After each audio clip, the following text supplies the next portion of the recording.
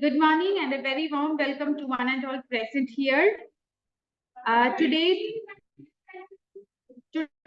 first session will be taken by Dr. Vanish Kumar, and the topic of the session is nanobiosensors, fabrication and applications in food contaminants detection.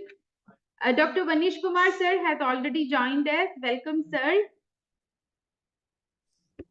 Thank you, ma'am. We welcome to the training program. Thank you for accepting our invitation and joining us today. Let me take a few moments. Let me take a few moments to introduce our speaker of the day, Dr. Vanish Kumar. Dr. Vanish Kumar, sir, is presently working as a scientist at National Agri-Food Biotechnology Institute, Mohali.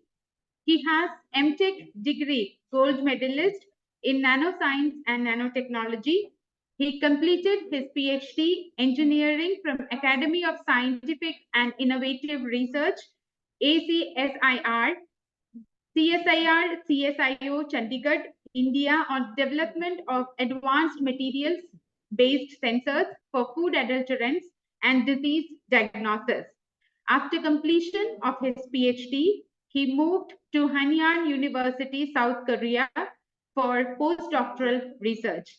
His postdoctoral research was mainly focused on the development of advanced nanomaterials for sensing, absorption, and catalytic applications. His current areas of research include development of nanosensing platforms, synthesis of advanced nanostructures, and analytical applications of nanomaterials. He has published more than 100 research papers in reputed international journals. Total citations of his published articles are greater than 5,000, with H index and ITIN index of 41 and 69 respectively. Now I request Dr. Vanish Kumar sir to present today's talk. Welcome you, sir. Thank you so much, ma'am. Yes, sir. Let me stop sharing so that you can share. Sure, ma'am. Sure. Thank you so much. Yes, sir. Now you can share.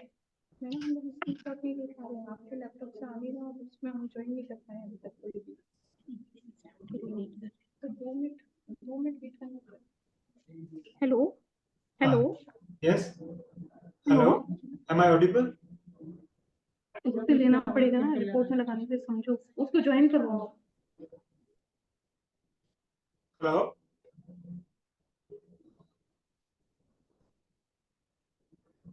Am I audible, ma'am? Am I audible, sir? Yeah, you are audible. Am I audible? Yeah, you are also audible. Sir, please wait for a 2 minutes. We are going to join because we have to take the screenshots. Sure, ma'am. Sure. Is my slides are visible to everyone or? Yeah, slides are visible, sir. All right. Yeah. Sir, just wait for a minute. Sure, ma'am. No issues.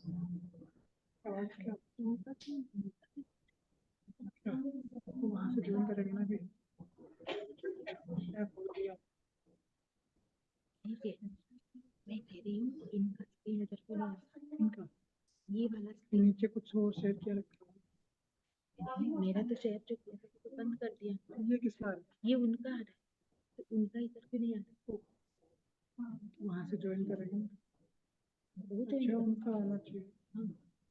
बंद कर लो अपना. मेरा तो बंद है. Stop sharing कर रखा है, उन्होंने शेयर कर रखा है. नहीं, ये तो उनका शेयर है. रहने दो, इसको रहने दो. ये उधर नहीं है ना. आपका स्क्रीन ये आ जाएगा. अभी ज्वाइन नहीं हुआ है वहाँ पे. सर ने भी ज्वाइन नहीं किया है. नीचे देखो आपका स्क्रीन. मैं पीपीटी बंद कर रहा हूं. वीडियो ऑफ करिए सर ने.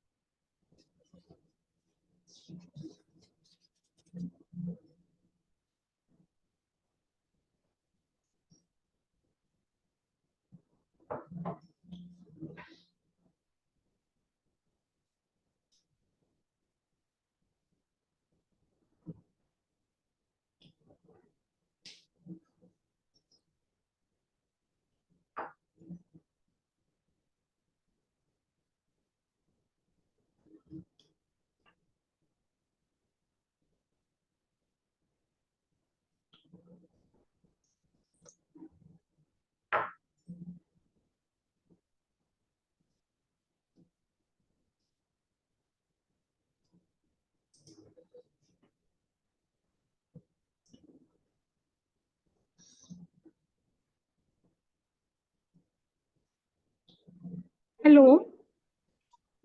Hello. Participants, please keep quiet.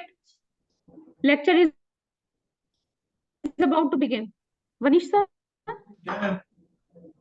Vanish sir, Yeah, hello. sir, you can begin now. Thank you, sir. Thank you for your patience, sir. Okay, ma'am.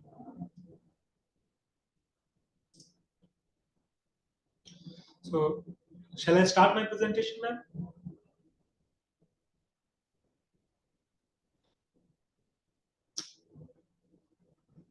Yes, sir. Please continue. Okay. Hope. Yes, sir. So, thank you so much, ma'am, for inviting me to present my research on nanobiosensors fabrication and application in food contaminant detection.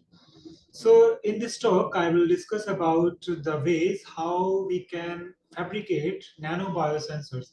So, here the term nanobiosensors is combination of nanotechnology and biosensors. I think I think every one of us is aware about what are biosensors. So biosensors is any sensor which is having one biocomponent and which can be used to detect any kind of analyte, which can be food contaminant, which can be some air pollutant, which can be some water pollutant, and anything. So the combination of nano and biosensors is the use of nanomaterials.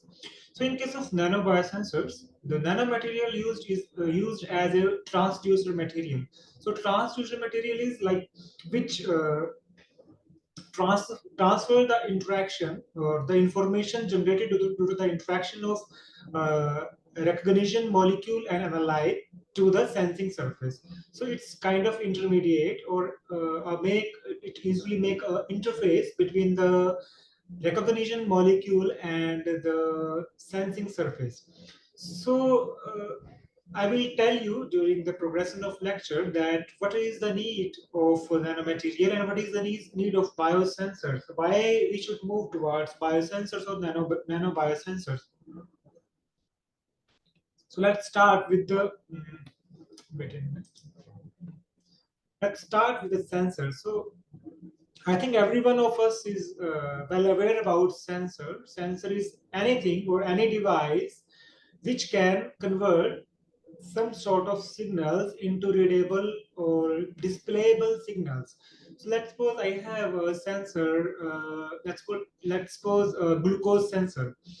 If there is presence of glucose in any sample media, then there is change in current of the glucose sensor. So sensor is anything or any type of any sort of device which convert uh, particular interaction into readable signals. So as per ANSI definition, a sensor is a device which provides a usable output in response to a specified measurement. So whatever I was telling is the same which was defined by the ANSI. So sensor can be of different types, depends upon the signals we get. For example, if we talk about if we are getting some colored signals, then it's colored signals or the signals in the form of light, then it is an optical sensor. Likewise, if we are getting signals in the form of current, resistance change, conductivity, then these are the electrical signals or electrical sensors. Likewise, if you talk about some mechanical things, like if you're talking about some weighing kind of things and some piezoelectric things, then those usually comes under the mechanical sensors. So why we need a sensor for food contaminants? You all know that due to some agriculture practices and due to some industrial revolution and due to some contamination in groundwater, our food is seriously contaminated with lots of contaminants. For example, pesticides, heavy metal ions. Rather, if during the long term storage of food, there is high chance of growing of some pathogenic bacteria and some other microbes into it, which can spread disease like anything. So now the question arises: why we need these sensors? So first thing is, let's suppose I am having a piece of sandwich. and I'm not aware of it that it is how much pesticide contaminant it is having. And I think you all must have aware of that. Up to a certain limit, there is no change in taste and color of the food product in presence of pesticides, heavy metal ions. So, see, if it goes up beyond limit, then there might be some changes in the color and the taste of the food. So no one can like determine that this product is having some contamination of pesticide or heavy metal ions or some bacteria. So then how we can know that this particular contaminant is present in our food? So once we consume it, it usually accumulates in our body, and after a certain period of time, the people are like suffering with several kind of diseases, including cancers and some skin problems and so on. So during few years, it was like several contaminants are detected in several food products. For example, there is presence of fipronil in the eggs, cadmium in rice, pesticide residues and heavy metal ion residues in food products, salmonella contamination in several food items, and melamine and urea in milk. Likewise, there is huge or large presence of arsenic in groundwater, and likewise, it is accumulated in rice. And people who are consuming high amount of rice are suffering with arsenic toxicity. So, how we can prevent the consumption of contaminated food? The question is how we can prevent. There are two ways. First, just discard the thing which are having high contamination. Second, how would you know that this item is having contamination? This role will be played by the sensors. So first you just test your sample whether it is having pesticides or not, or whatever contaminant you are talking about, and then if the level of contamination is higher than the allowable limit, then just discard that item.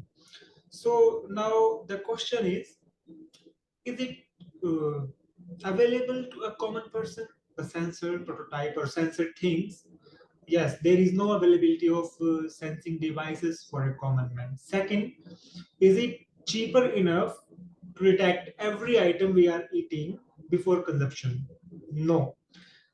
Right now, the sensors usually available, whatever sensors are usually available in market are having very much higher cost, even higher than your burger, your pizzas, and so on. So you can't like waste 500 rupees for eating 500 things items. So the question arises how we can resolve these things. The one and only option is to develop cheaper sensor that cost around 50 paisa, 10 paisa, 1 rupees, so everyone can test their sample before consumption.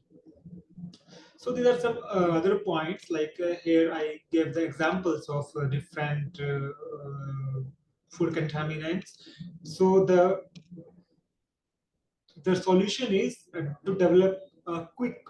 See, if your sensor is giving the results after 30 minutes, then there is no use of using that sensor, because in between these 30 minutes, your pizza will cool down. All right.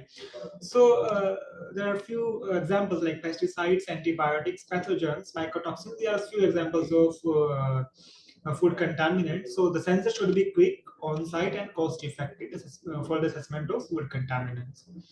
So to resolve all such issues, people are working on development of nanomaterial-based sensors. So what are the benefits of nano or nanomaterials? Because nanomaterials are having large surface area, and they are very high active sites on the surface of those nanomaterials. Those sites can readily interact with the analyte to give sensing signals. So that one can easily get sensing signal with a fraction of minutes or seconds, and with increasing the production of these nanomaterials, definitely their cost will lower down in future. But right now they are like not cost effective, frankly speaking. And the best thing for those material are their minimal uses. Like you have to use like mgs of nanomaterial to sense particular analyte. So now talking about biosensors, as I told you earlier, that biosensor is any sensor which is having biorecognition moiety into it. So or any device which can convert some biological signals into readable signals are also comes into the category of biosensors. So usually biosensors record the physical changes, chemical changes, or biological changes into some readable signals and convert them into readable signals. So what is the basic principle of biosensors? If you see that slide or the picture image on the bottom, see, there is some analyte. That analyte can be some DNA, some pesticide, heavy metal ions, or some mycotoxins, and so on. Okay, so the biorecognition molecule for biosensor till date there are only a few type of biomolecules which are used for the development of biosensor, and the antibodies, enzymes, microorganisms, DNA, and cells are few of them. So let's suppose I am having a sensor surface. This the orange colored strip is sensor surface, and I modified this sensing surface for kind of working kind of thing, which usually read the signals. This may be nanomaterial. Okay, then I modify this sensing surface with the antibodies. I think you all know that antibodies are having uh, some specific sites onto it which are specific for a particular analyte or antigen. Okay, in that case, let's suppose I am talking about atrazine. Atrazine are pesticide, and we can develop antibodies against pesticide. This atrazine. So let's suppose this red colored thing is pesticide, and this is antibody which is specific to the atrazine. So if there is presence of atrazine into this sample mixture, then it will interact with the antibody. And due to these interactions, there are generation of few signals. For example, current signals. For example, color signals. Let's talk about if there is generation of some current signals, then this current signals will be transferred to the transducer. Here, transducer, for example, I'm talking about some nanomaterial, for example, graphene. Okay, then graphene capture the current signals from antibody to its surface. So this is the transducer work. Okay, first thing is biorecognition element, which may be antibody, enzyme, microbes, or something else. And this analyte, in case of food contaminant, it can be pesticide, it can be heavy metal ion, it can be mycotoxin or some bacteria, etc. Then the transducer, which may be anything, but in my case, I'm talking about nanomaterials. These nanomaterials convert this interaction or capture this interaction in maybe in electrochemical form, maybe in optical form, maybe in a mechanical form. This is the work of transducer, and after capturing these signals, the transducer transfer this information to the readout technology or amplifier. This readout technology amplify the signals, whatever signal it read from the transducer, and give us in the form of readable signals. So these readable signals may be quantified in the form of numbers, in the form of peaks. So if there is generation of some particular peaks, we can find out the concentrations of the analyte present in our sample. Okay, this is the history of biosensor. It starts from 1975 when first commercial biosensor, that is for glucose, was made. After that, first immunosensor was fabricated in 1975. In 1976, the first artificial pancreas was made. Likewise, there are time-dependent developments in the area of biosensors.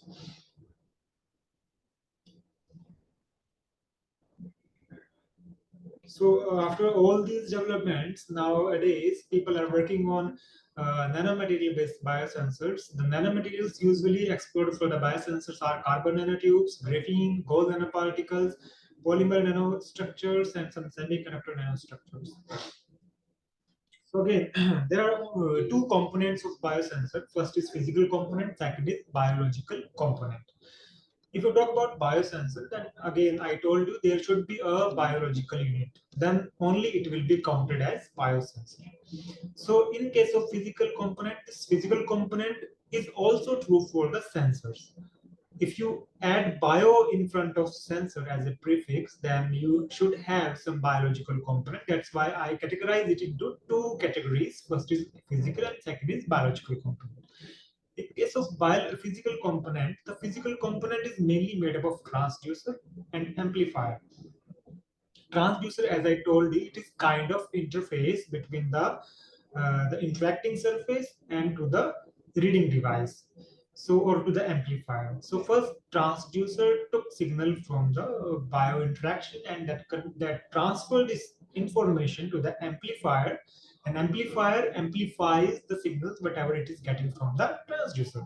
Likewise, in case of biological component, the biological component is mainly made up of sensitive biological element. This is recognition site of a biosensor, which can be made up of antibody, enzyme, cell, or some kind of microorganisms.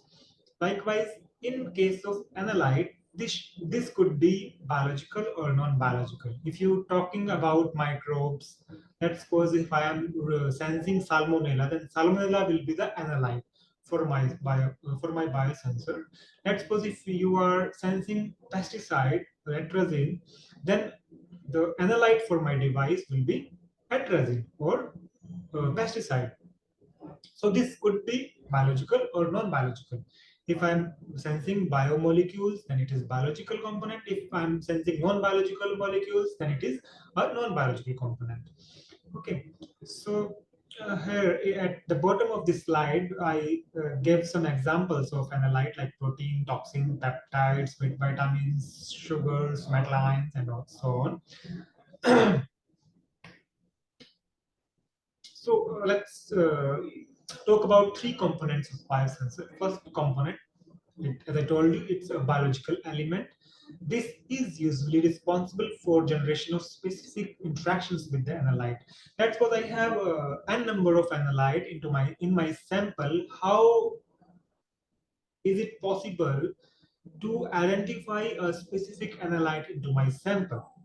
This is achieved by the biological element.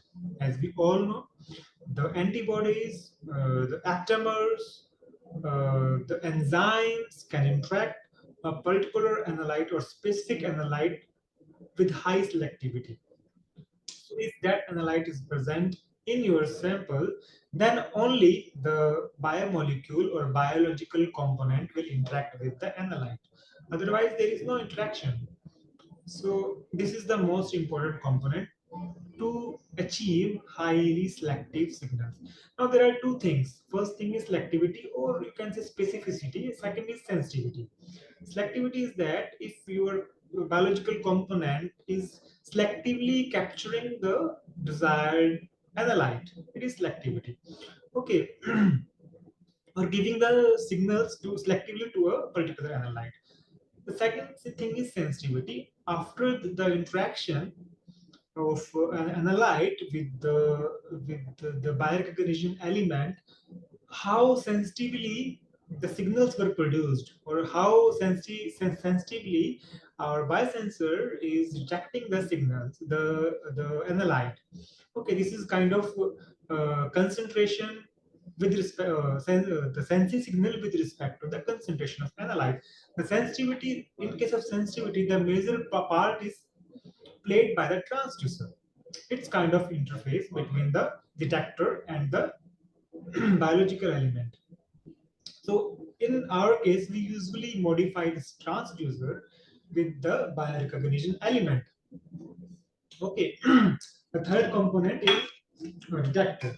So these are the major component of biosensor.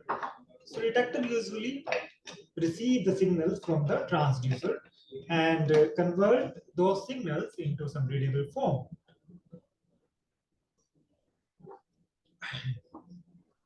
and convert those signals into readable form.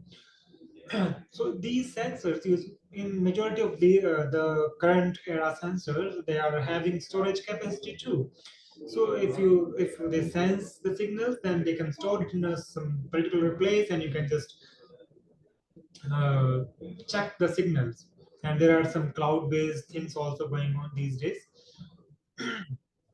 So here at the right side, I also showed some kind of signals. Let's suppose if you want to check the electroactive substance, then for that, the major part is played by the electrodes. If you want to check pH change, then semi-electric electrodes are there. Likewise, heat for with the help of thermistor, and there's a long list. So talking about the signal monitoring of a sensor, as I told you, on the basis of the signal generated and the transducer, the signals can be optical, electrical, electrochemical, thermal, magnetic, and pressure based. So, so first of all, what could be the working principle behind the signal monitoring or signal generation? First, the analyte. You see, if I have a matrix of sample, or let's suppose I have some juice sample.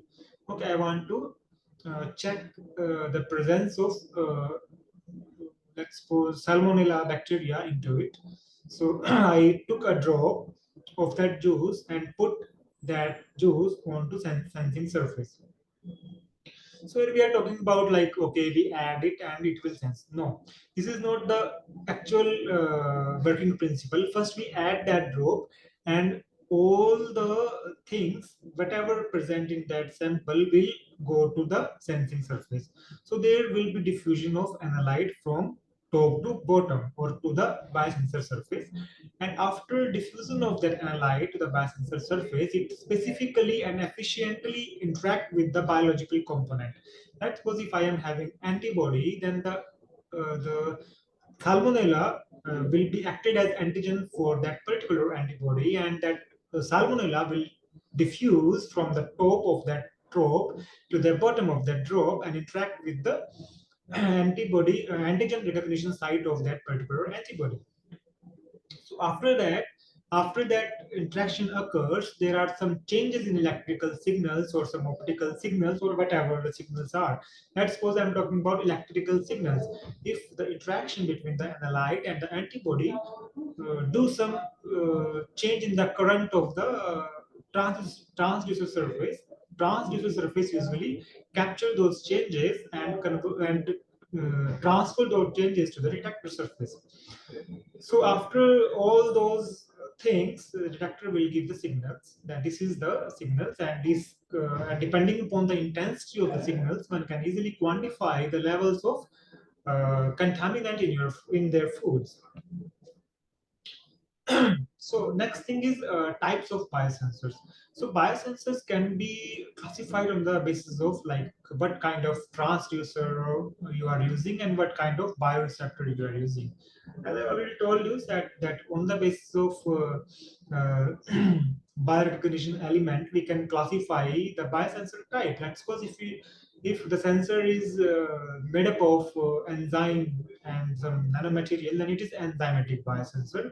If the biorecognition unit is microbe, then it is microbial biosensor, and if it is antibody or aptamer, then it is affinity biosensor. The affinity is kind of interaction between the antibody and antigen. That's why it's called as affinity biosensor. So likewise, on the basis of transducer and what type of signals are generated, one can easily classify biosensors on the basis of the generated signals. For example, if the signals are electrochemical based, then the biosensor is electrochemical biosensors. Likewise, if there is some change in fluorescence, there is change in some light absorption,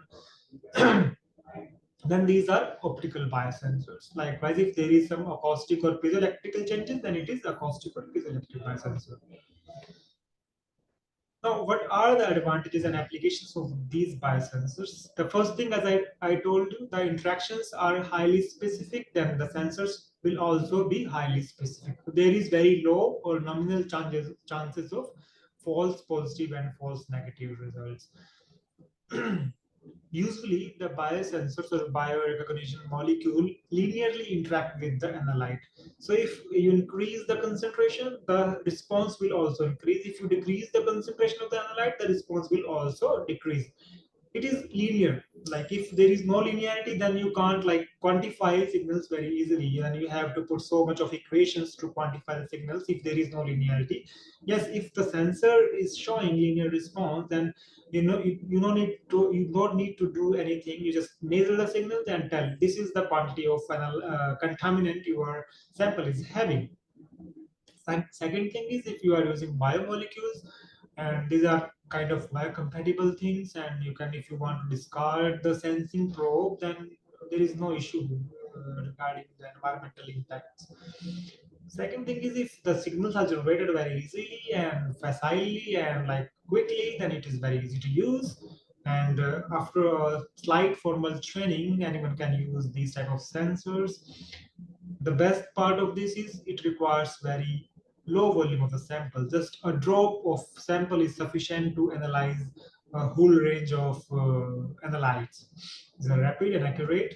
An application, yes, there are several biosensors available for the disease diagnosis, for microbial detection as well, for food quality assessment. Yes, there are some scanticity, like there are very few sensors, biosensors developed for the food quality assessment.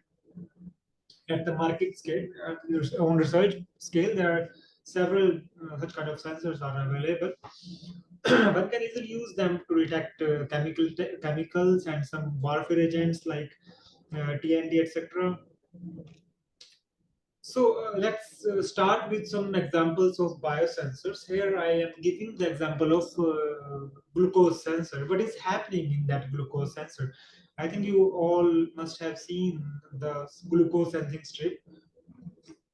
I'm not sure that all of you are aware of what is happening inside that glucose sensor, and here I'm giving you some rough idea how it actually works. So here, the main thing is glucose oxidase. Glucose oxidase is an enzyme which converts glucose into gluconelectron in presence of oxygen. Okay. So here, if you see this chemical reaction, the glucose first converted into gluconelectron after the interaction with glucose oxidase, and the electron from glucose is transferred to the glucose uh, glucose oxidase, and which is in reduced form. Again, the electron was transferred to the H2O2, and it converted into O2, and the electron again transferred to the transducer surface, okay, which is a sensing device. And due to this inflow of electron, there is change in the current of the device, and after quantification of current, this much current is produced, then one can easily determine the level of glucose. Okay, so here if you see, there are some parameters which one can use to sense the glucose. First thing is, let's suppose if there is no presence of this transducer. Okay, now we can still sense glucose by some sort of ways. Like first, there is use of oxygen. If we can quantify the amount of oxygen utilized, then we can again quantify the glucose. If let's suppose there is this interaction is stopped, the transfer of electron from H2O to O2. Okay, in that case, again, you can quantify the O2 and measure how much signals are generated.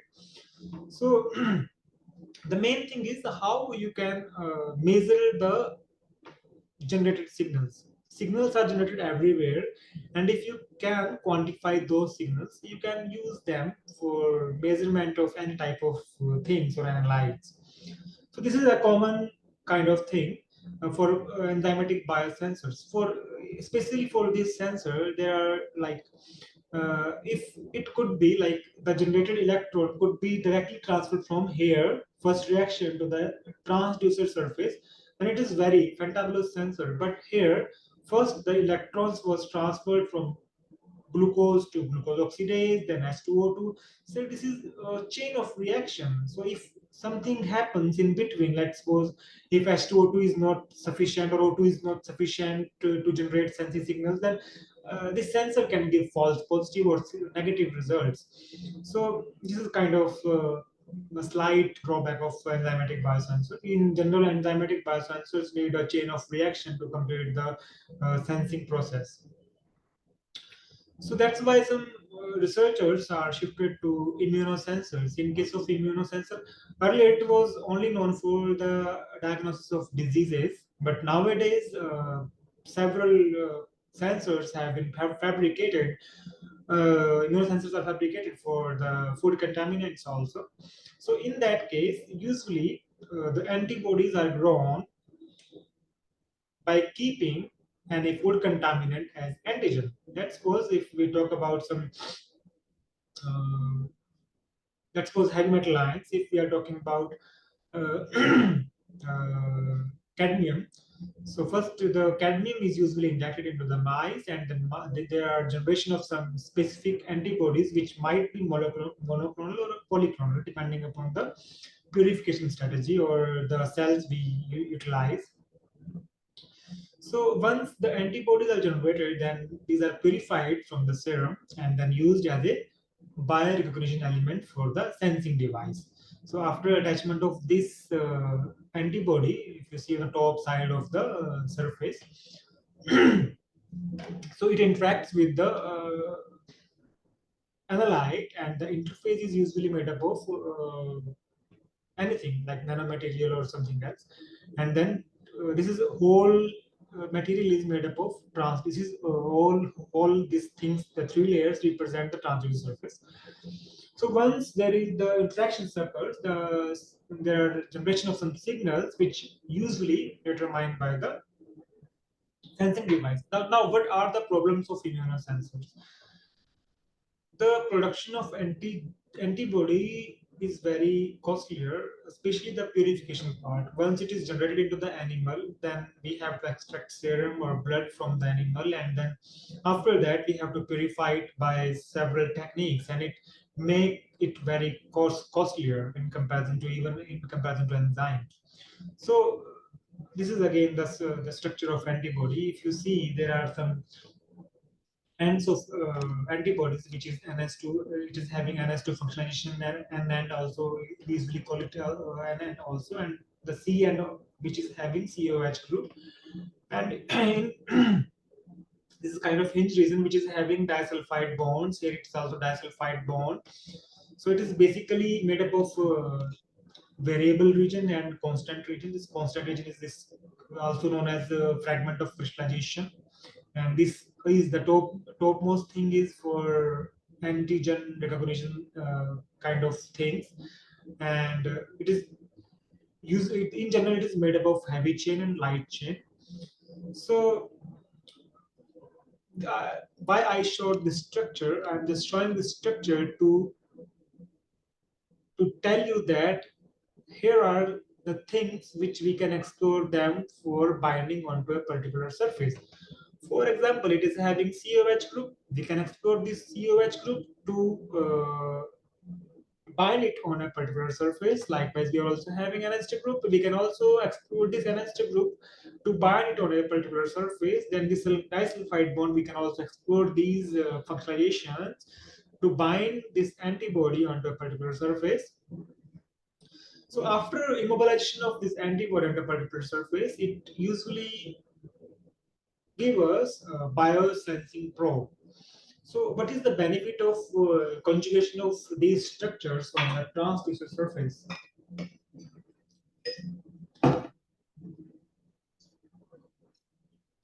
The first thing is, after immobilization, the biorecognition surface will be fixed.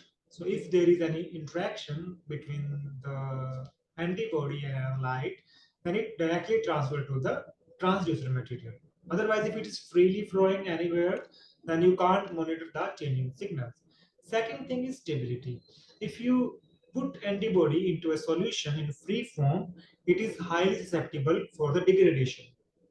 If you attach it to a particular surface, then the degradation slow down to a very high extent. So as I told you, there are a few problems with the antibody, like high cost and high purification cost, and you eventually have to sacrifice an animal to get some antibodies. So nowadays, the aptamer is also in trend. This is nothing but a kind of oligomer, which may be a kind of single-stranded DNA or RNA. It usually folded itself with respect to analyte, structure of analyte, or kind of shape of analyte. So as you see in the bottom, the aptamer usually show folding in presence of analyte. If the analyte of this shape, then it is also again to the similar shape. So you can replace this aptamer, and you can. The good thing for aptamer is that you can synthesize it at in laboratory scale or in industrial scale. There is no need of animal for the fabrication of DNA, small stranded DNA or RNA. These days, the industries are also making DNA or RNA. So the second thing is purification, as it is. If you are synthesizing it, then there is kind of very nominal or very low purification steps involved for the fabrication of aptamers, likewise there is no sacrifice of the animal. So by using aptamer, you can easily remove or bypass the problems associated with the antibodies. So there is well-known method for the fabrication of aptamer is Selex method. So one can easily use Selex method. This is again lab-based method, and we can easily uh, fabricate the aptamer of our interest for a particular analyte. So after that, we have to immobilize these structures onto transducer surface. So why nanobiotechnology? As I earlier told you, the nanomaterial is a key role, plays usually a key role in the development of efficient transducer material or biosensor. So earlier, if you talk about disease diagnosis, ELISA was the most used method, and right these days also ELISA is used for the sensing of diseases. In this, enzyme is immobilized on the antibody surface, and the interaction of that particular enzyme with the substrate gives colored signal that is very monitored with the help of UV spectroscopy. So if you just replace that enzyme-based part with the nanomaterial, then there is no need of using of extra substrate. You are getting direct signals from the interactions of antibody and antigen. Again, I told you earlier that these are very sensitive in comparison to the traditional methods. So if and the size of these structures are very small, so you can like think about point of care detection of analyte. Point of care is on the site. Wherever it is needed, you just go there and just drop your sample and you will get the results. These days, there are several techniques like GCMS, ICP-MS, and HPLC, but these are very bulky instruments, and you have to carry your sample to that particular lab, and they just run 2 hours, 5 hours samples for getting signals, and you have to wait for 2 3 hours to get the result. But the nano based things, like you just put your sample within like 1 minute, 60 seconds, 3 seconds, 5 seconds, you get your results. Again, point of care and the possibility of reduction in size of instrument is present for the nanomaterial sensors. Again, the cost will be reduced if you don't need so much of solvents to run the samples. You just broadcast it. The cost automatically will be reduced. So if your sensor is giving signal, just if your sensor is giving signals, just broadcasting your sample, then I don't think there is much expertise is required for those kind of things. So you don't need any specialized person. If you know that how to drop the sample onto a particular surface, then you are also expert of the running the biosensors. So these are highly stable. These make your biomolecules also stable. And till date, several kind of nanomaterials are explored, like zero-dimensional nanomaterials, which are quantum dots, nanoparticles, one-dimensional nanowires, nanorods, two-dimensional nanosheets, and three-dimensional, like which are having pores in its structure. And So on the basis of like type of materials, they can also divide it into carbon nanomaterials, metal nanomaterials, and so on. So after this slide, I'm giving the examples of my study, but whatever I'm doing with respect to development of biosensors by giving some examples how I modified the transducer surface, how I immobilize.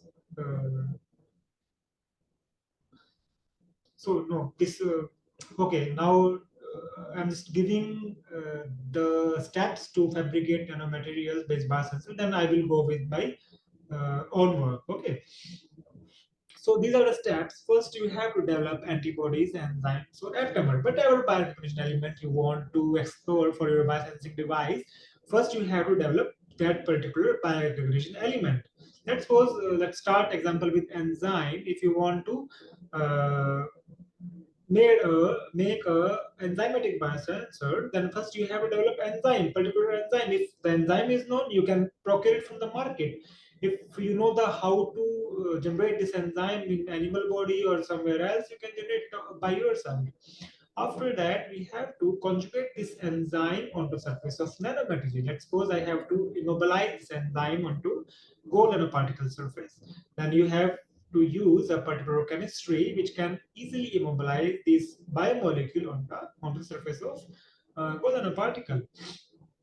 See, after attachment of the biomolecule onto the surface of nanomaterial, still it is having a lot of active sites. So you have to block those remaining active sites to get efficient signals. Otherwise, what happens?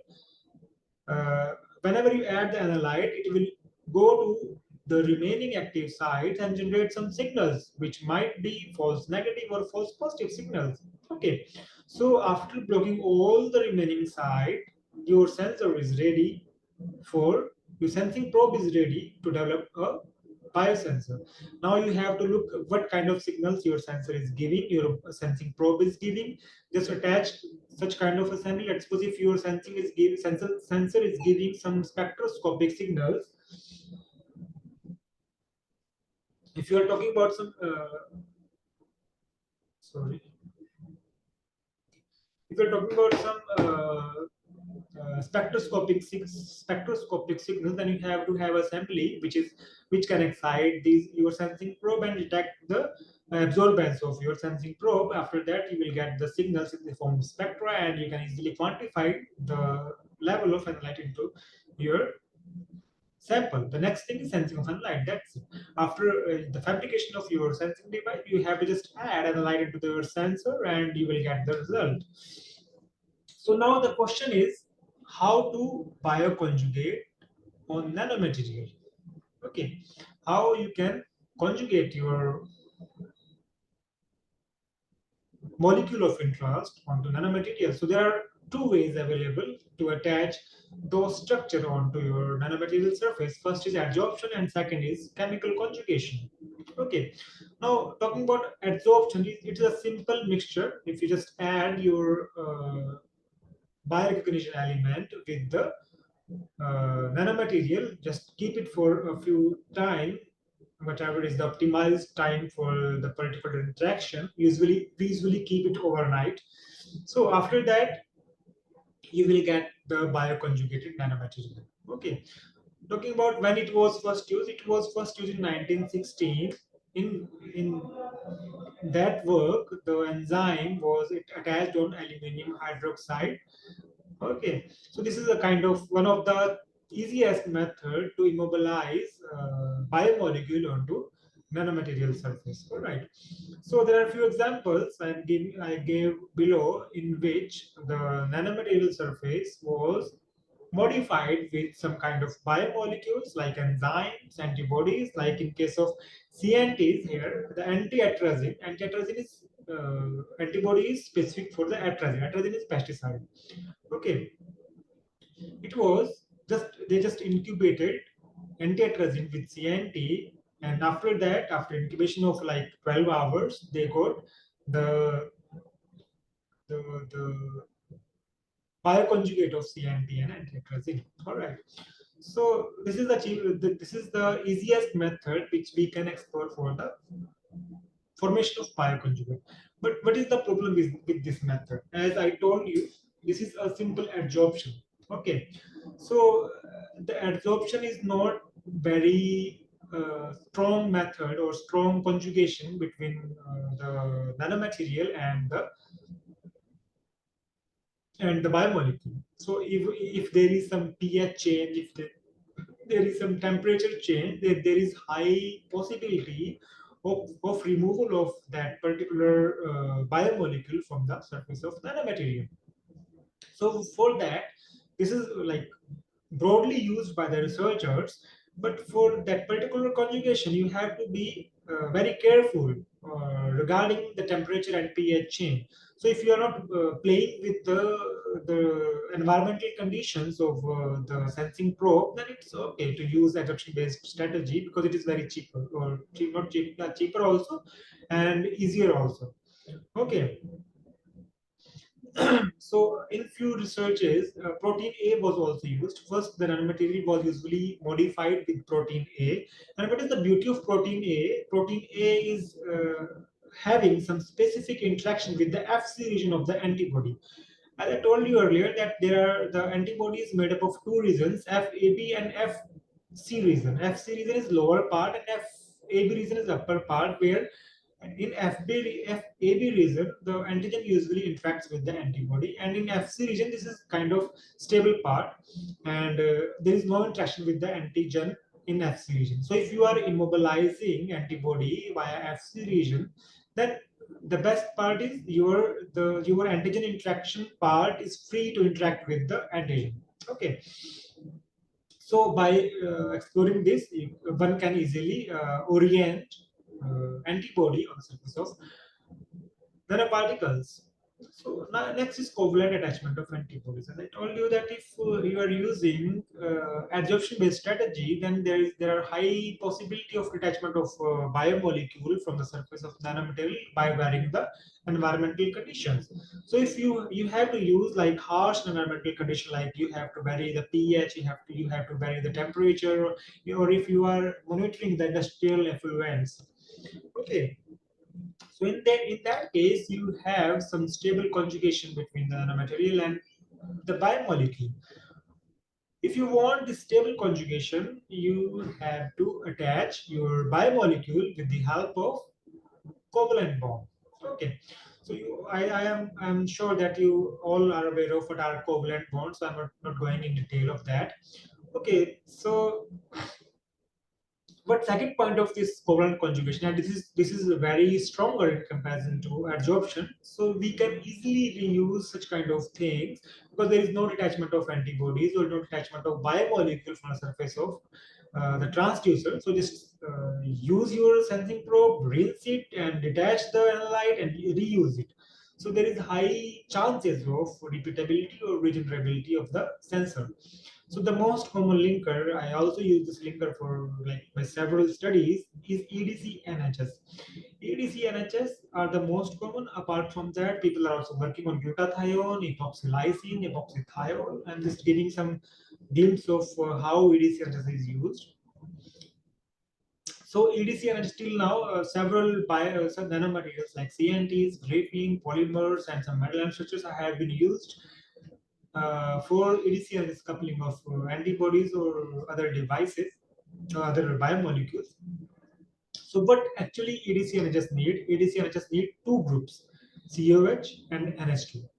It usually convert this COH and NH2 group into carbamide. If you see on the bottom side, on the right side of the bottom, the one is carboxylic acid.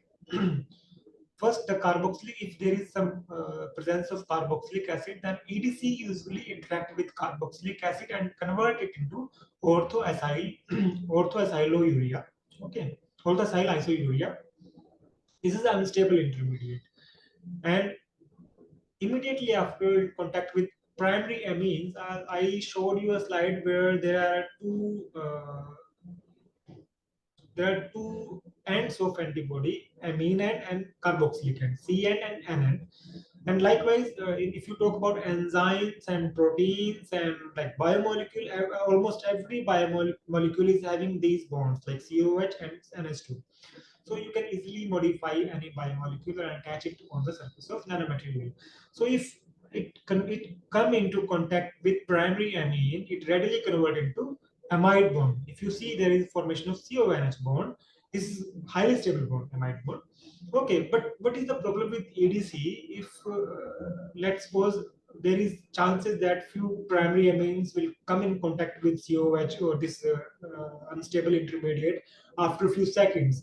Within these fraction of seconds, H2 molecule will come and hydrolyze this adduct and form and convert it into again a carboxylic acid molecule. Okay, so to counter this, we usually use NHS. NHS is again make another stable adduct. This is amine reactive sulfur NHS ester.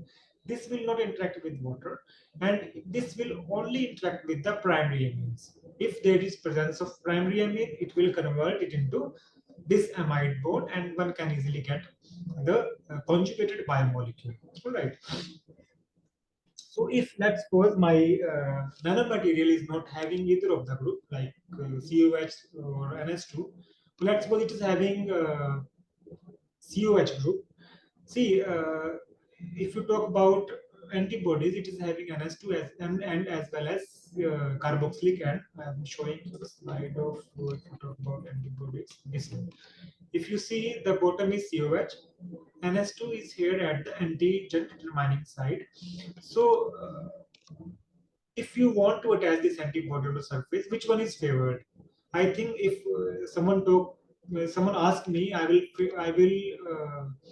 favor this end COH end to be attached on the surface of nanomaterial, because if I attach from this end, then the antigen binding end will be free, and it will readily interact with the analyte. Okay. So for that, if I want to attach it with via C end, then my nanomaterial should have NH2 free group. Okay, so that it can interact with the COH end of the antibody and the amine end of the nanomaterial. So to achieve this, if my nanomaterial is not having the amine free group, then there are a few linkers like ABA to ABA and some para-nitrophenol modification things, one or aptase. We can modify the nanomaterial with these kind of linkers, which usually give the NS2 group to the nanomaterial. And once my nanomaterial is having NS2 group, then I can easily modify that NS2 group with the carboxy group of my molecule to make a carbamide bond. And after all these things, eventually we will end up with the bioconjugated nanomaterial. Apart from that, there are a few other things like glutathione and glutaraldehyde based conjugation. Again, everything is based on the chemical conjugation, and we are exploring like amine group, sulfur group, carboxylic group, hydroxyl group. Ultimately, we are end up with the covalently conjugated nanomaterial and biomolecules. In biomolecules, I'm just talking about enzymes, antibodies, and aptamers. Okay. So there are a few other techniques, epoxy based, epoxythiol based, and some others. One can easily modify the nanomaterial surface or biomolecule surface to get bioconjugated nanomaterial. If you see, I want to show some like interesting thing. If you see, this is half fragmented antibody. We all know that two fragments of antibodies are binded with disulfide bond. If you cut that disulfide bond, then there is the highly reactive interactions between Zn and S, ZnS bond. So we can easily modify zinc-based nanostructures with half-fragmented antibodies. So again, on the basis of transducer type, we can classify the nano sensors on electrochemical sensors, optical sensors, electric sensors. So now, before going to my study, I'm just showing some common terms which are used for any type of sensors. First is linearity. Linearity is the straight line relationship of signals with the analyte levels. If I am increasing the analyte level, then the signals will also increase linearly.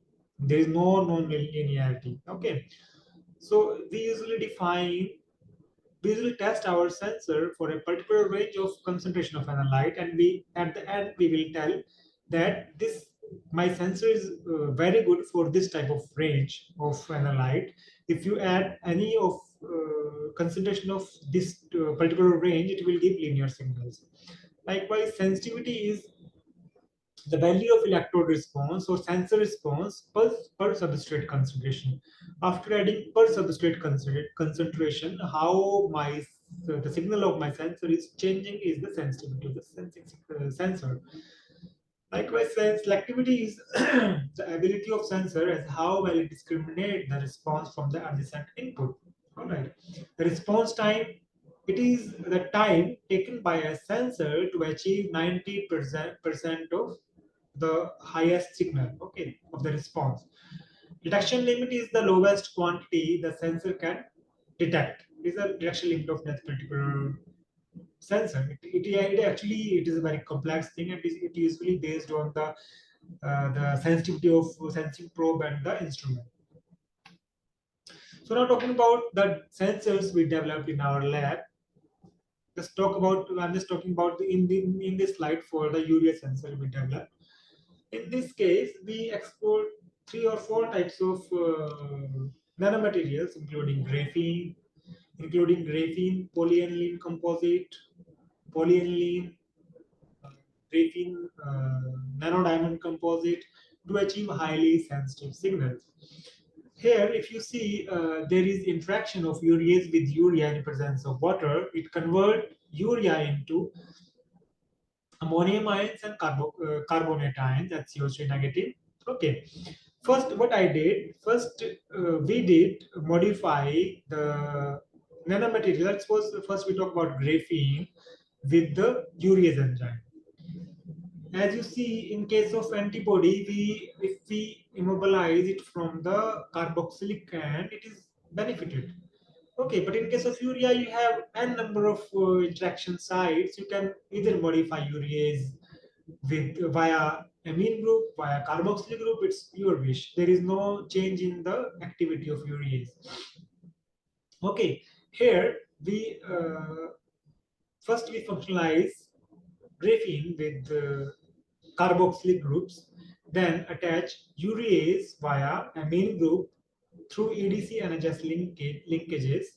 After formation of this enzymatic probe, we use the urease and urease in modified graphene probe onto this electrode. Okay, this is simple screen printed electrode having 1 inch kind of 1 inch length and 1 inch of this height, and the breadth is about, I think one or 1.5 centimeter. Okay, this is the working electrode of this sensing surface. After immobilizing of the urease conjugated graphene onto this surface, we give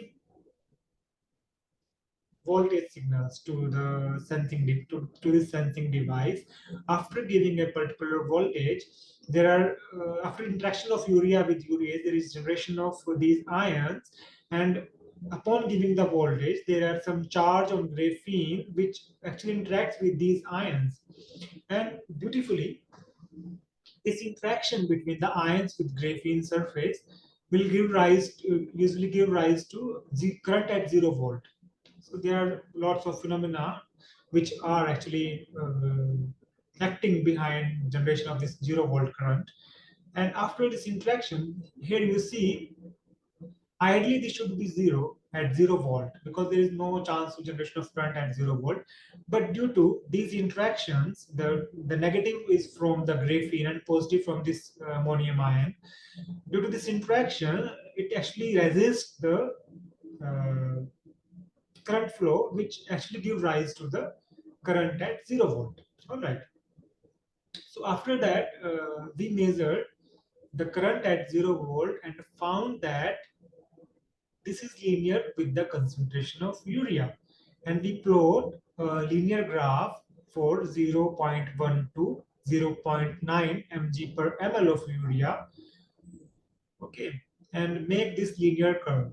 If you see the linearity is very high value of 0.9982, this is acceptable, and we can use this linear curve for sensing of unknown levels of urea in our sample.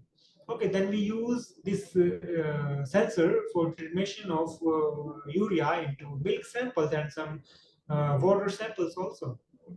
So again, after using graphene, we also explored this same phenomena with the graphitized nanodiamonds. As you know, diamonds are sp3 hybridized and are insulating in nature.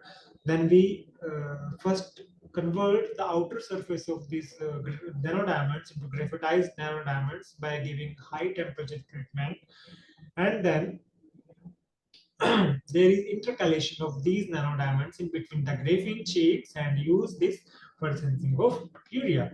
Likewise, we used polyaniline. Aniline is having abundance of NH2 groups and use their NH2 group to immobilize urea onto the surface.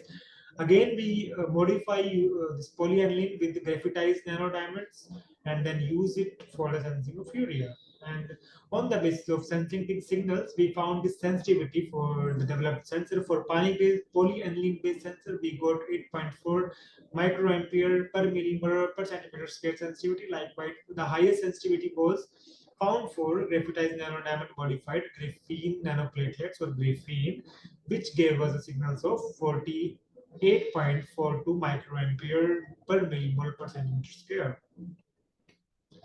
Now, talking about the opportunity and challenges of this enzymatic sensor. See, the complete system is highly sensitive, but for measuring the signals, we need this much of instrument. Like this is a bulkier instrument. You have 4 probes, and we usually use 2 probes of this sensing device, or 3 probes. 3 probes, one for vertical electrode, second is for reference, and third is for counter electrode. And after that, we have to have monitor to display the sensing signals. So overall, this is a kind of bulkier instrument. If we want to miniaturize this instrument, I'm sure that the sensitivity of this instrument will get down. So the dimension and the bulkiness of this instrument is really a big problem. So second thing is effectiveness of placement of the probe. If like you are not placing the sensing probes, this is not kind of fully visible, but these are the probes, very miniaturized in nature. You have to use microscope. This is microscope to place the probes exactly on where you want. Okay, if there is some like misplacement of the probe, then it will give you the negative signals, which is not good for a good sensor. So here, few precautions, and if we are able to get rid of this bulkiness of this instrument, it is a very good system. These are some works we published on the basis of these sensors. For this is for polyaniline based sensor, this is for graphene and nanodiamond based sensor, this is for only graphene sensor, this is the work we worked on the sensor part of the sensing device. After that, before giving this slide and giving you the idea how we developed this sensor, this is enzymatic sensor we developed for the phenolic compounds. We are working on the development of this phenolic compound sensing using gold nanoparticles. This AU for gold and NP for nanoparticles. We used gold nanoparticle and tyrosinase is an enzyme which is specific for the polyphenolic compounds and phenolic compounds. So when we develop this probe, this is adsorption based. Earlier one is with covalent bonding. This one is only on the basis of adsorption. We just mix nanoparticles with the tyrosinase enzyme. After incubation of overnight, it adsorbed on the surface of gold nanoparticle. Then just purify it by centrifugation or some ultrafiltration techniques, and ultimately we got this enzymatic probe. Okay.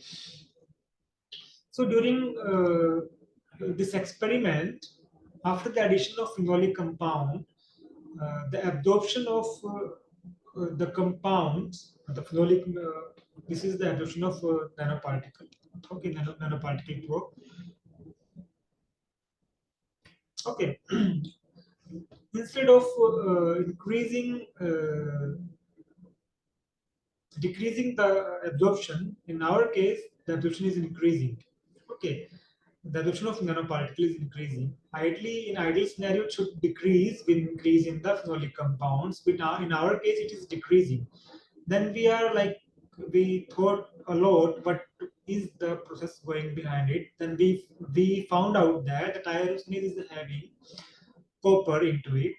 Okay, if we add phenolic compound to our probe, this is only a vial-based probe. We don't need any specific modification of electrodes. We have to just small vial. We have to add our analyte into that vial, and it will give rise to the signals. Okay, after addition of phenolic compounds, it is interacting with the tyrosinase, and it is also changing its conformation after addition, after interaction. And as I told you, it is having copper into it. The blue color part is copper, and there is well-known research that in presence of copper, the absorbance of gold nanoparticle usually lower down. Okay. So after the attachment of let's suppose catechol, phenolic compound, it is interacting with the probe and doing some conformational changes, which gives rise to increase in the distance between the gold and the copper. And this distance, increase in distance, actually regaining the absorbance of gold nanoparticle. Okay, so by just measuring the regaining of absorbance in the gold nanoparticle, we can easily monitor or evaluate the levels of phenolic compounds. Okay, upon washing, upon the removal of this catechol from the sensing probe, this again wrap up onto the surface of gold nanoparticles. And again, the distance between the copper and gold reduced, which again quench its absorbance signals. So this cycles, you can run this cycle for n number of times. Okay. So now this is the result we got after the addition of catechol. This is simple UV visible absorbance spectra, and after addition of catechol into this probe, there is increase in the absorbance of gold or the probe, sensing probe. Likewise, we explored like different type of probes by varying the levels of tyrosinase, and we found it is like the linear range was also varied after varying the levels of tyrosinase. So accordingly, we fabricated 4 type of probes. If the sample is having low concentration of tyrosine, then we can use this kind of probe. If it is having high concentration of tyrosinase, then we can use this probe, which is having 100 times higher tyrosinase. Okay. Again, there are a few opportunities and some challenges of this probe. This is a very easy to use probe. Just add, there is change in color as well as change in spectra. You can easily monitor the things and quantify the sensing signals. Okay. Again, the miniaturization is required. If you want to miniaturize the things, then there is high chances that the sensitivity will also compromise. This will be published in very good journal of sensor actuator B.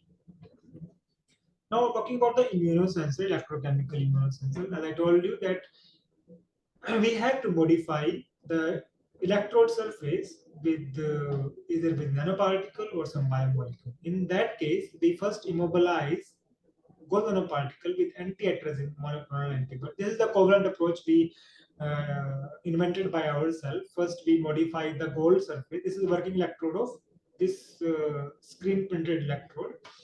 First, we modified this gold electrode via thiourea carboxylate coupling. Then we attach gold nanoparticle onto it, and we are having citrate capped gold nanoparticle. The citrate COH group of that citrate part was attached with the NS2 group of antibody via amide linkage. Okay, so using this approach, we modify this working electrode and use it for the electrochemical sensing of the atrazine. See, this is the graph of with increase in concentration of atrazine. It is blocking. See, atrazine is a big molecule. So after when atrazine attached on the surface of this gold, so the current flow will be hindered or will be blocked.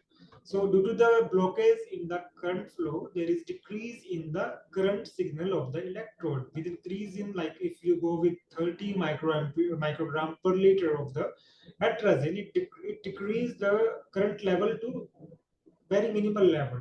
Okay, so we again checked for the linearity. The sensor gave very linear signals, and we can easily quantify uh, atrazine with very low to up to very low levels. This is the instrument we used to monitor the levels of atrazine. This is the kind of probe. We have to insert this sensor into this probe, and we can easily monitor with the help of this instrument. This is again the miniaturization is again the problem. If we want to miniaturize this sensor, we have to compromise with the sensitivity. With this work, we published in environmental research. So apart from these biosensor, we are also working with some direct sensor where there is no need of biomolecules to be attached on surface of nanomaterials. In this case, we intentionally develop uh, metal organic frameworks which is having molybdenum into it. So there is well-known chemistry behind the interaction of molybdenum with arsenic. Arsenic made a heteropoly compound with the molybdenum, and this MOF is composed of molybdenum and some linkers, organic linkers. In presence of arsenic, this molybdenum interacts with arsenic and degrade its structure. If you see on the right, this is the TEM image of main material. After adding of arsenic, it degraded into this kind of structures. So, and the beauty of this work is the initial product is of purple color, and after addition of arsenic, its color changes to bluish color. So, by only measuring the color or identifying the color, we can easily monitor the levels of arsenic. We also did it with the help of color measuring instrument, and with the help of naked eye, and with the help of spectroscopic instrument. If you see, we also developed some paper sensor with the help of this MOF, metal organic framework, and after addition of very low concentration of even very low concentration of arsenic, its color was changed from the purple to blue. All right. So with the help of this instrument or this sensing probe, we can easily monitor 0.05 ppb to 1000 ppm of arsenic. And we tested this sensing probe in water, juices, and some cereal samples. And we also published this work in very high impact factor journal. There are again some features of this sensor. This is showing very low LOD of 0.02 ppb. Okay, apart from that, we also developed some direct sensor with the help of lysozyme. Lysozyme is an enzyme which, due to presence of trypsin and some hydrogen bonding with the Fe, it can directly interact with the iron molecules, and it is fluorescence in nature.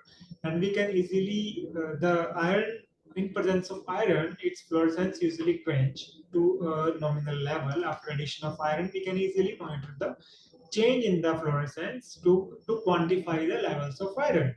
It is again specific for the iron. There is no signals apart from iron. There are very few ions which are interacting with the lysozyme.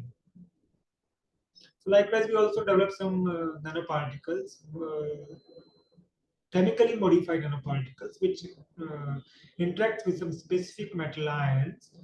Okay, on the basis of the ionic size of that metal ion, on the basis of capping of nanoparticle, and so on.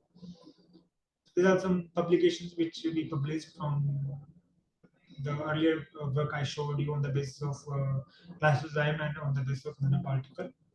So, what are the benefits of nanobiosensors? As I told you in my initial slides, nanobiosensors are highly specific. There are high chances of portability, and there are high chances of point of care sensing. These are highly sensitive. We can achieve high or fast response time, and only few steps are needed to analyze your sample. Sir, sorry to interrupt. We are not able to hear your voice now. Not audible right now. There is some disturbance which happened right now. Okay. I don't think what is happening, but okay. Is it Not, audible now? not able to hear you now.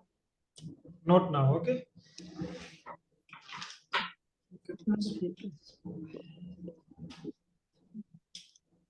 Nothing changed at my end, I think. I was doing whatever I was doing in my earlier Sir, slides. not audible, please. All of a sudden, the sound just went away. We are only hearing some small noise of disturbances. That's it. All right. Am I audible now? Hello? Am I audible?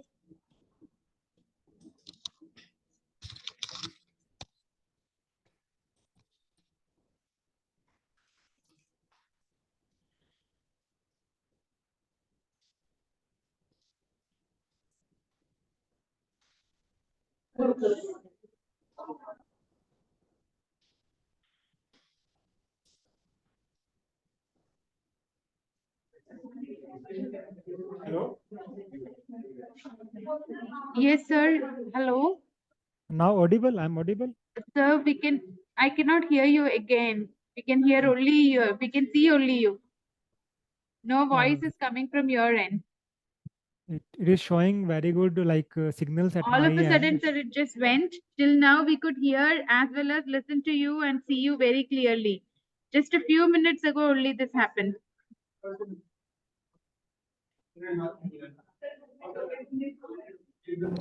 Hello?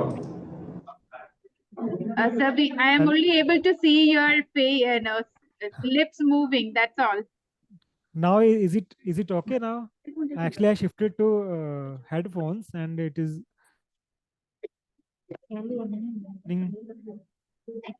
Hello? Speaker हटा के देखो ना. Speaker.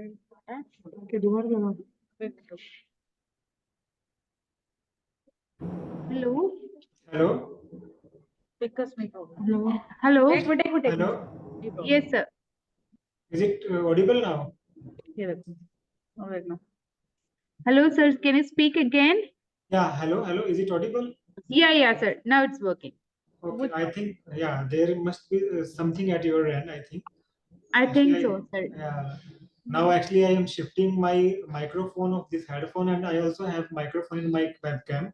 Okay, sir. Yes, So yes. now I we don't can know. hear you, sir. Yeah, Yeah. now it is again with Sorry the for the webcam microphone. disturbance. Yeah, No maybe issues some then. issue from our end also. Sorry, sir. No issues then, no issues. Okay, I'm just on the I think last slides of my presentations.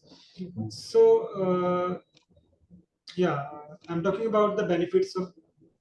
Okay, should I continue or I go back to my last slides? Sir, please continue from here. Okay. So, what are the benefits of nanobiosensors? I told you these sensors will give you high specificity, chances of portability, chances of portability, and we can go with point of care sensing and high sensitivity we can achieve with these type of biosensors. And as I told you that only a fraction of minute or some seconds are required to get final sensing signals with the help of nanobiosensors.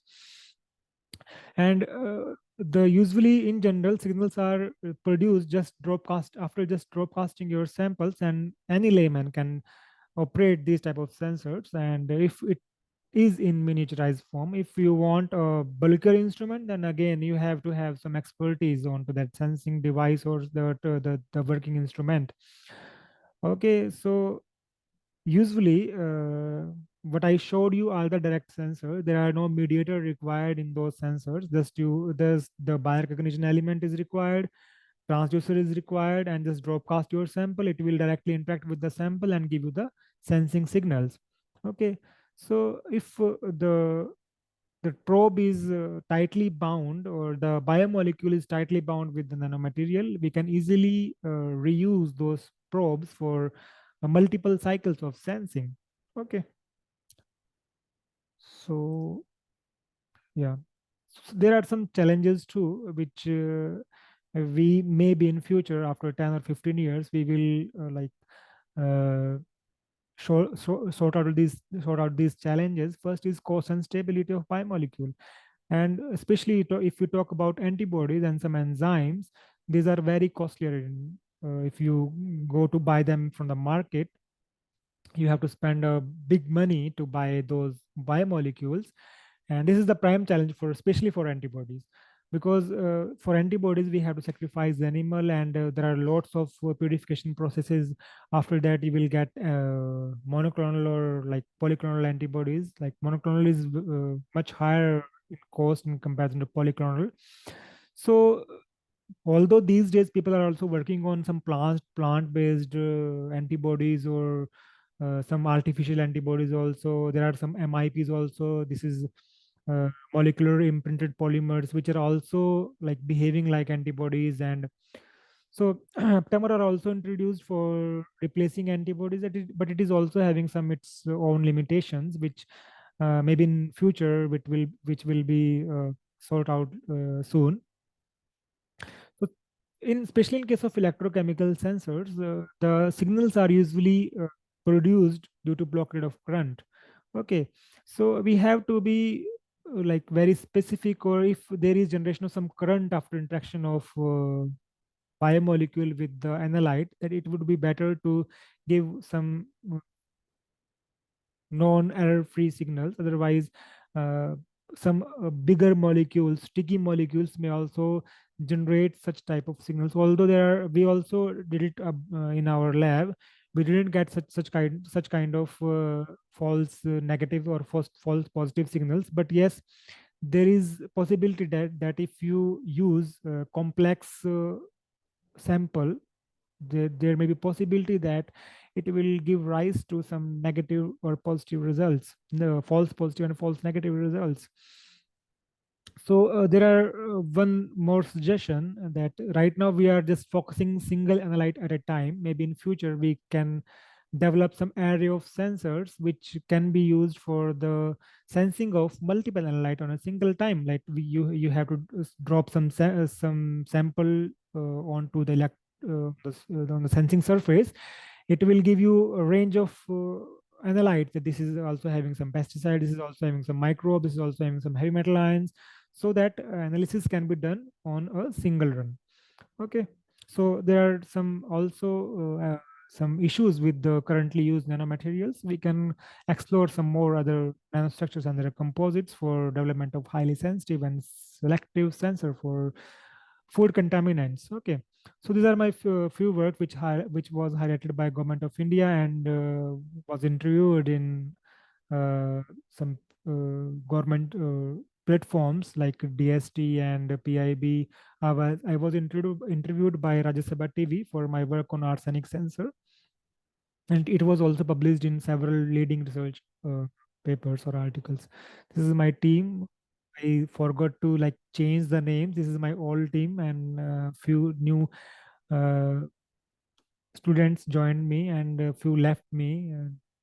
So thank you. If you want to see my work, you can visit in Google Scholar ID and ResearchGate IT. And if you have some query, you can ask me right now, and you can also write me on uh, vanish.kumar@nabia.res.in, or you can visit my uh, institute page for contact information. You can contact me anytime for any type of query or help.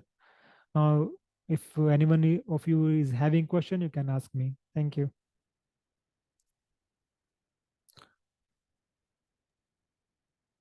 Thank you, sir, for enlightening us with such an elaborate talk about biosensors and its applications in food. Now the session is open for question and answer. Before we proceed for the question answer session, I request all the participants to kindly fill the feedback form, which is shared both in your chat as well as in your WhatsApp. Okay, both links are there. So I request everyone to fill the feedback, and let us have the question answer sessions open right now. So any one of you who would like to ask the question, please come forward and ask your question from here. Any participants online, if they are ready to ask question, please raise your hand. so that we can unmute yourself. IT team, please unmute those participants who want to ask questions.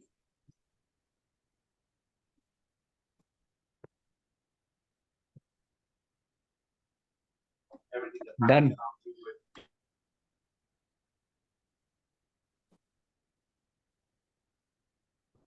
Hello, everyone. Those participants who are online, please put your questions in the chat box or you can ask directly.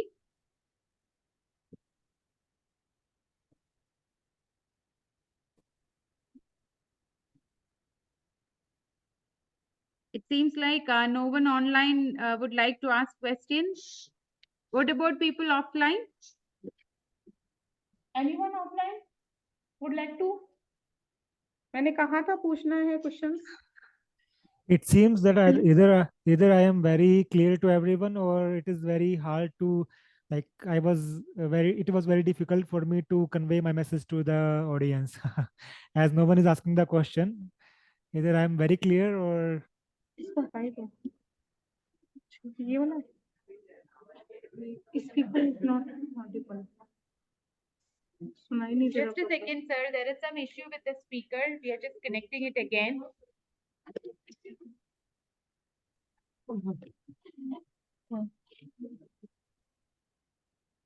Is it audible? yeah, audible to me, ma'am. Is it audible to you too? Hello? Yes, sir. Yes, sir. Yeah. Okay. Okay. I'm saying that either I was very clear to everyone, or I was very difficult to understand. That's why I'm not getting the questions now. Sir, sir, it was really impressive lecture. I Thank you. have one question. Yeah. What you have explained, the biosensor that is for detection of urea in the milk. Yeah.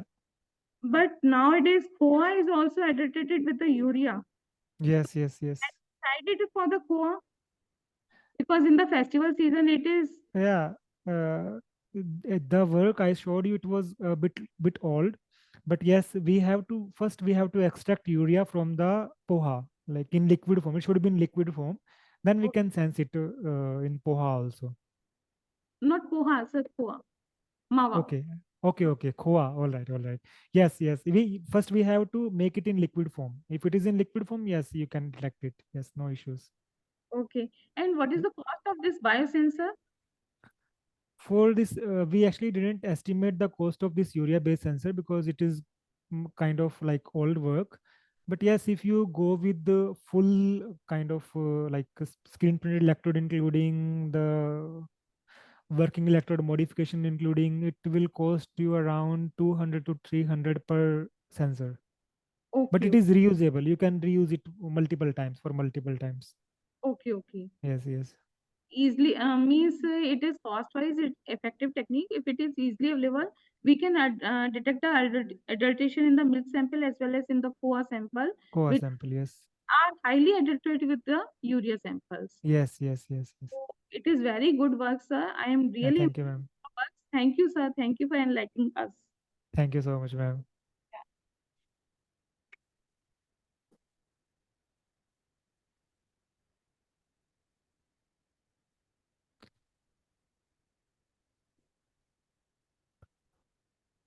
Now I request Dr. Anuradha Saini, coordinator of 1 week advanced training program, to express our gratitude to the speaker.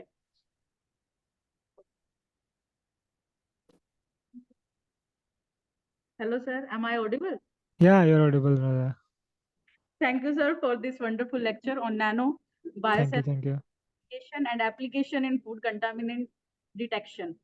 Sir enlightened us with history of biosensors along with biosensor compounds and acquainted with the importance of biosensor for monitoring the contaminants. Also briefed about the types of biosensors, advantages and applications of biosensor. Thank you, sir, for sharing your research with us along with the examples of food industry. Thank you, sir. Thank you very much. Thank you, Anuradha. Thank you, sir, for joining us today Thank you, ma'am, so much. and spending your valuable time with us. I know it is very busy schedule for you Yeah. there. Yeah. Despite Okay. that, you have agreed to join us. Thank you so Yeah. much. Thank you so much, ma'am, Sorry for for the No issues, ma'am. No issues. Thank you so much, ma'am. Can I leave now, ma'am, or? Yeah, sir. Yeah. Thank you. Okay. Thank you. Thank you. Participants के लिए एक बार और announcement करो. Participants, please do fill the feedback form. All the participants who are online as well as offline, please fill the feedback form. The feedback form has been shared in the chat box as well as in the WhatsApp group. Everyone, please fill the feedback form as soon as possible. Please fill the feedback form. Thank you, sir. Thank you, sir. Okay. Thank you, ma'am. Bye.